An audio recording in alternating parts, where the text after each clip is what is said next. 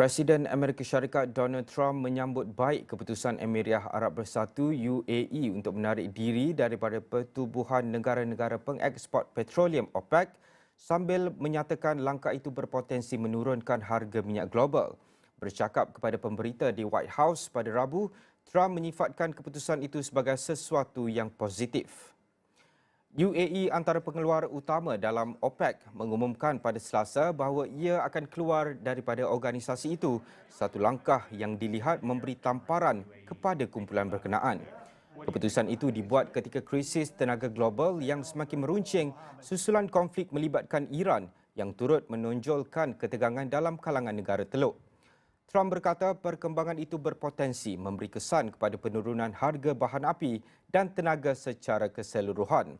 Langkah UAE keluar daripada OPEC dijangka memberi implikasi besar kepada kestabilan pasaran tenaga global selain mencerminkan perbezaan pandangan dalam kalangan negara pengeluar minyak utama.